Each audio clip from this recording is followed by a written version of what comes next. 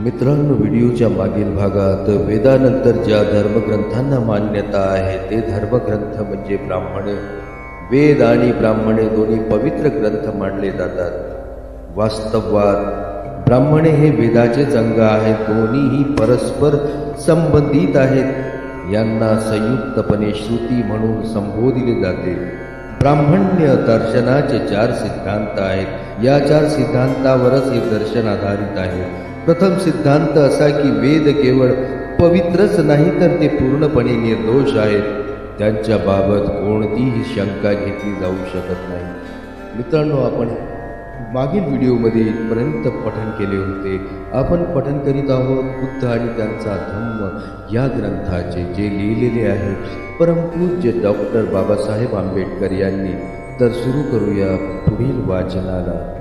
ब्राह्मण्य दर्शनाचा दुसरा सिद्धांत आत्म्याच्या मोक्ष प्राप्तीचा आहे. जन्म मरणाच्या चक्रातून मुक्ती. ही मुक्ती वैदिक यज्ञ याग करून, धर्माविधी करून आणि ब्राह्मणांना दान देऊन होऊ शकते. ब्राह्मणांनी वेदानुसार आदर्श धर्माचा सिद्धांत प्रतिपादिला नाही, तर त्यांनी एका आदर्श समाज व्यवस्थेचा सिद्धांतही प्रतिपादिला. त्यांच्या आदर्श समाजाची संरचना चतुर्वर्णावर आधारित होती. ही समाज रचना वेदातच सांगितली आहे आणि वेद निर्दोष आहेत. त्यांचा अधिकार आव्हानापलीकडे आहे. म्हणून चातुर्वर्णाधारित समाज रचना सर्वांना बंधनकारक असून तिच्याविषयी कोणालाही कोणतीही शंका घेता येणार नाही. ही समाज संरचना काही नियमावर आधारित आहे. प्रथम नियम हा होता की समाजाची 4 वर्णात विभागणी केली जावी: ब्राह्मण, क्षत्रिय, वैश्य आणि शूद्र. दुसरा नियम असा की या 4 वर्णात सामाजिक समानता असू शकत नाही. स्तरीकृत समानतेच्या तत्वानुसार हे परस्परांशी निगडीत राहतील.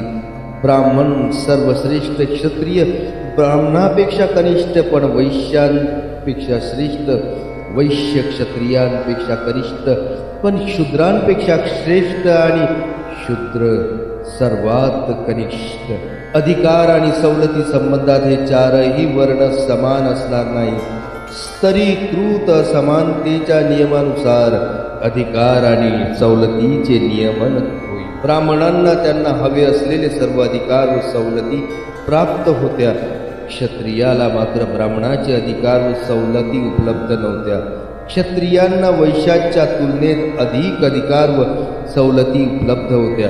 वैश्यांना शूद्रांच्या तुलनेत अधिक अधिकार व सवलती उपलब्ध होत्या. परंतु त्यांना ब्राह्मण आणि क्षत्रिय उपलब्ध अधिकार व सवलती प्राप्त होऊ शकत नव्हत्या. शूद्रांना कोणताही अधिकार नव्हता. सवलतीचा तर प्रश्नच नाही. त्यांना एकच सवलत होती: वरच्या 3ही वर्गांना न दुखवता त्यांची मर्जी संपादन करून जिवंत राहणे. चातुर्वर्ण्याचा तिसरा नियम व्यवसाय विभाजनाचा होता. ब्राह्मणांचा व्यवसाय पठण पाठन आणि धर्म कार्य करणे हा होता. क्षत्रियांचा व्यवसाय युद्ध करणे हा होता. व्यापार उद्यम हा वैश्यांचा व्यवसाय होता. तर शूद्रांच्या वाट्याला त्रैवर्णिकाची सेवा करणे एवढेच आले होते. चातुर्वर्ण्याच्या नियमानुसार एक वर्ण दुसऱ्या वर्णाच्या व्यवसाय करू शकत नव्हता. प्रत्येक वर्ण आपल्या वर्णाच्या व्यवसायापुरताच सीमित होता. चातुर्वर्ण्याचा चढा नियम शिक्षणाच्या अधिकाराशी संबंधित होता. चातुर्वर्ण्य प्रणीत समाज संरचनेत ब्राह्मण, क्षत्रिय आणि वैश्य या त्रिवर्णिकांनाच शिक्षणाचा अधिकार होता. शूद्रांना शिक्षणाचा अधिकार नकारण्यात आला होता. चातुर्वर्ण्य प्रणालीने फक्त शूद्रांनाच शिक्षणाचा अधिकार नकारला नव्हता, तर या प्रणालीने स्त्रियांनाही, ब्राह्मण, क्षत्रिय आणि वैश्य वर्णातील स्त्रियांनाही शिक्षणाचा अधिकार नकारला होता. चातुर्वर्ण्य व्यवस्थेचा 5वाही नियम होता. या नियमानुसार मनुष्य जीवन 4 आश्रमात विभागले होते. प्रथम आश्रम ब्रह्मचर्य, द्वितीय आश्रम गृहस्थाश्रम, तृतीय आश्रम वानप्रस्थ आश्रम आणि चतुर्थ आश्रम संन्यास या नावाने संबोधिले जात होते. प्रथम आश्रमाचा हेतू अध्ययन आणि शिक्षण हा होता. दुसऱ्या आश्रमाचा हेतू वैवाहिक जीवन जगणे हा होता. तिसऱ्या आश्रमाचा हेतू गृहस्थाच्या तपस्व्याच्या जीवनाशी परिचय हा होता. चौथ्या आश्रमाचा हेतू मनुष्याला ईश्वराचा शोध घेऊन त्याच्याशी एकरूप होण्यासाठी समर्थ बनविणे हा होता. या चारही आश्रमाचे लाभ फक्त श्रेष्ठ त्रैवर्णिक पुरुषांनाच प्राप्त होते. प्रथम आश्रम स्त्री शूद्रांना प्रतिबंधित होता, तसेच चौथ्या आश्रमही स्त्री शूद्रांना प्रतिबंधित होता. असे होते चातुर्वर्ण प्रणीत समाज रचनेचे दिव्य स्वरूप. ब्राह्मणांनी या नियमांना आशीर्वादात परिणत केले. त्यांनी या व्यवस्थेत कुठेही छिद्र राहणार नाही, या व्यवस्थेला कोठूनही तडा जाणार नाही असा कडेकोट बंदोबस्त केला होता. ब्राह्मण दर्शनाचा चौथ्या सिद्धांत म्हणजे कर्मवादाचा सिद्धांत. हा सिद्धांत म्हणजे आत्म्याच्या संसरणाच्या सिद्धांताचाच एक भाग होता. नवीन जन्मात नवीन शरीरात आत्म्याचे संसरण कसे होते या प्रश्नाचे उत्तर या कर्मवादाच्या सिद्धांतात आहे. ब्राह्मण दर्शन या प्रश्नाचे उत्तर असे देते की हे माणसाच्या पूर्वजन्मीच्या कर्मावर अवलंबून आहे. दुसऱ्या शब्दात हा त्याचा गत जन्मीच्या कर्माचा परिणाम होय. ब्राह्मणवादाच्या पहिल्या सिद्धांतास बुद्धाचा तीव्र विरोध होता. त्याने वेद निर्दोष आहेत आणि वेदांच्या अधिकाराला कोणालाही आव्हान देता येणार नाही याचा नकार दिला. त्याच्या मते निर्दोष असे काहीही असत नाही. प्रत्येक बाब ही पुनर्विचार करण्यासाठी आणि पुनर्परीक्षणासाठी खुली असली पाहिजे. जेव्हा जेव्हा पुनर्विचाराची आणि पुनर्परीक्षणाची गरज भासेल तेव्हा तेव्हा हे झालेच पाहिजे. मनुष्य मात्राला सत्य आणि यथार्थ सत्याचे ज्ञान झालेच पाहिजे. मनुष्य याकरिता विचार स्वातंत्र्य प्रथम आणि अत्यंत महत्त्वाचे आहे आणि बुद्धाला विश्वास होता की विचार स्वातंत्र्य हेच सत्याचा शोध घेण्यास एकमेव मार्ग होय. वेद निर्दोष आहेत हे मानणे म्हणजे विचार स्वातंत्र्याला पूर्णपणे नकारणे होय. याच कारणास्तव त्यांनी ब्राह्मणी दर्शनाचा हा सिद्धांत अतिशय अप्रिय होता. त्यांच्या ब्राह्मणी दर्शनाच्या दुसऱ्या सिद्धांतालाही तेवढाच घोर विरोध होता. यज्ञाचे काही औचित्य आहे हे बुद्धाला मान्य होते, पण त्याने खरा यज्ञ आणि खोटा यज्ञ यात भेद केला. दुसऱ्याच्या कल्याणासाठी केलेला आत्मत्याग म्हणजे खरा यज्ञ. बुद्धाच्या मते आत्मकल्याणासाठी प्राण्यांचा बळी देऊन त्याची यज्ञात आहुती देणे, ईश्वराला प्रसन्न करण्यासाठी केलेला यज्ञ हा खोटा यज्ञ. ब्राह्मणाचे यज्ञ हे पशूंची बळी देऊन ईश्वराला प्रसन्न करणारे यज्ञ होते. अशा यज्ञाचा बुद्धाने खोटे यज्ञ म्हणून धिक्कार केला. आत्म्याच्या मुक्तीसाठी जरी असे यज्ञ होत असतील तरीही बुद्धाने त्याचा धिक्कारच केला. अशा यज्ञाचा विरोध करणारे ब्राह्मणांचा धिक्कार करताना असे म्हणत होते की पशूंचा बळी देऊन जर स्वर्गात जाता येत असेल तर पित्याचा बळी का दिला जाऊ नये? पित्याचाच बळी देऊन त्वरित स्वर्गप्राप्ती होऊ शकेल. बुद्धाने या दृष्टिकोनाचे मनपूर्वक स्वागत केले. चातुर्वर्ण्याचा सिद्धांत बुद्धाला जेवढा तिरस्कारीय वाटत होता तेवढाच यज्ञाचा सिद्धांत त्याला त्याज्य वाटत होता. ब्राह्मणवाद प्रणीत चातुर्वर्णधिष्ठित समाज रचना बुद्धाला स्वाभाविक वाटली नव्हती. त्याला या वर्णाश्रित व्यवस्थेचे स्वरूप सक्तीचे आणि नियमबाह्य असे वाटत होते. त्याला ही समाज व्यवस्था एखाद्या आदेशानुसार प्रस्थापित वाटत होती. तो एका मुक्त समाज व्यवस्थेचा, स्वतंत्र समाज व्यवस्थेचा पक्षधर होता. ब्राह्मणांची चतुर्वर्ण व्यवस्था ही जड अपरिवर्तनीय अशी समाज व्यवस्था होती. ब्राह्मणाघरी जन्मला म्हणून कायमचा ब्राह्मण क्षत्रिया घरी जन्मला म्हणून कायमचा क्षत्रिय, वैश्या घरी जन्मला म्हणून कायमचा वैश्य आणि शूद्रा घरी जन्मला म्हणून कायमचा शूद्र, अशी ही व्यवस्था होती. या समाज व्यवस्थेत व्यक्तीचे समाजात स्थान व दर्जा त्याचा जन्म या वर्णात झाला म्हणून ठरत असे. मोठ्यात मोठे पाप कर्म करूनही करणाऱ्याचा सामाजिक दर्जा हीन होत नसे. मोठ्यात मोठे पुण्य कर्म करूनही करणारा सामाजिक दर्जा उंचावीत नसे. गुणांची पूजा आणि उन्नतीचे अवसर याचा या व्यवस्थेत संकोच करण्यात आला होता. असमानता प्रत्येक समाज व्यवस्थेत आहे, परंतु ब्राह्मण प्रणीत असमानता काही वेगळीच आहे. ब्राह्मणवाद प्रणीत असमानता हा त्यांच्या धर्मसंबंध सिद्धांत आहे. ही व्यवस्था अप्राकृतिक आहे.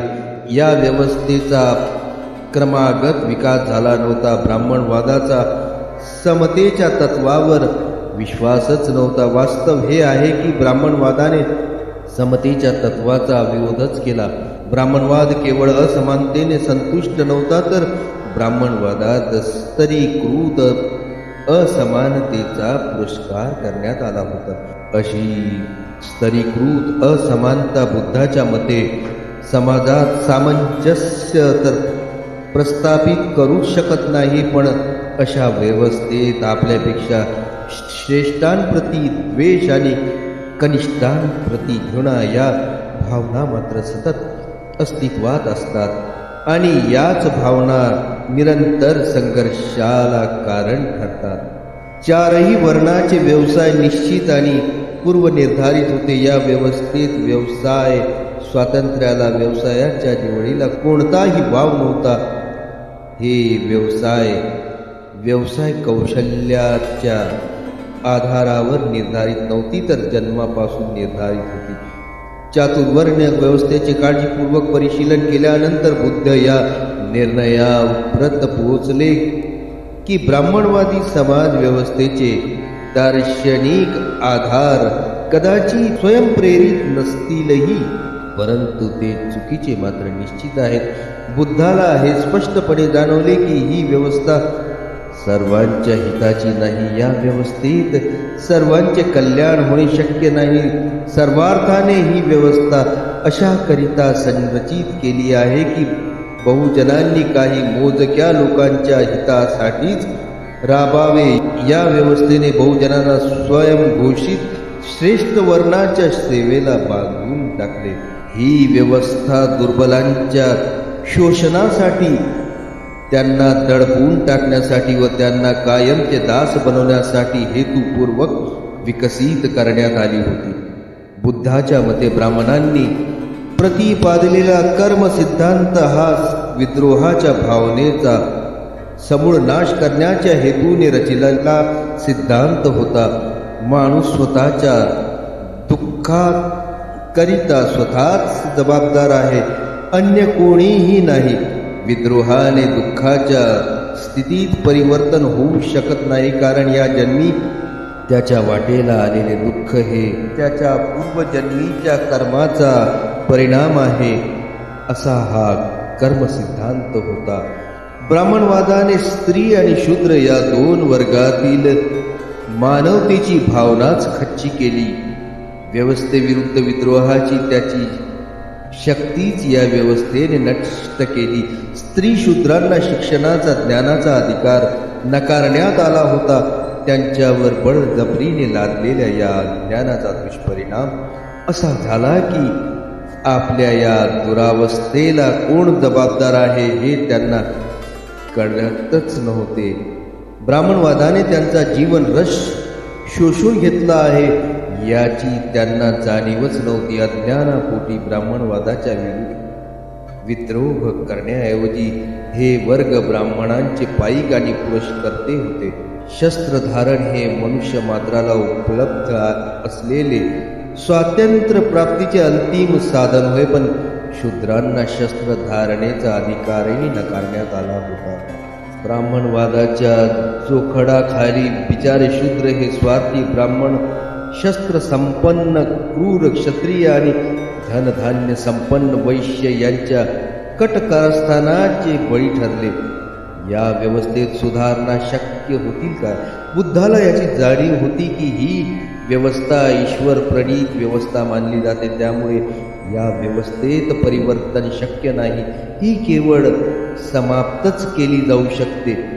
ब्राह्मणवाद जीवनाच्या खऱ्या धर्माविरुद्ध आहे, म्हणून बुद्धाने ब्राह्मणवाद नकारला. उपनिषदे सुद्धा वैदिक वाङ्मयाचाच भाग होत, परंतु ते वेदांचे अंग नाही, ती श्रुती बाह्य आहेत. एवढे असूनही ती धर्मशास्त्राचा भाग आहेत. उपनिषदाची संख्या मोठी आहे, त्यापैकी काही महत्वाची तर काही सामान्य आहेत. काही उपनिषदातून वैदिक सैद्धांतिकाचा ब्राह्मण पुरोहितांचा विरोध करण्यात आला आहे. वेदांचे अध्ययन हे अविद्येचे अध्ययन आहे. या बाबतीत सर्व उपनिषदांत एक वाक्यता आहे. उपनिषदे चारही वेदांना आणि वेद प्रणीत विज्ञानाला कनिष्ठ प्रतीची विद्या मानतात. उपनिषदांनी वेदांच्या अपौरुषेय उत्पत्तीच्या मान्यतेला आव्हान दिले आहे. उपनिषदांनी ब्राह्मणी तत्वज्ञान प्रणीत यज्ञांची फलप्राप्ती, ब्राह्मण पुरोहितांना दान व प्रधान मान्यतेचे महत्त्व नकारले आहे. तर मित्रांनो, आजचे वाचन आपण इथेच थांबवूया. भेटूया व्हिडिओच्या पुढील भागात. आपणास जर माझी वाचनशैली, माझा हा उपक्रम आवडला असेल तर कृपया चॅनलला लाईक करा, सबस्क्राईब करा आणि शेअर करायला मात्र विसरू नका. धन्यवाद.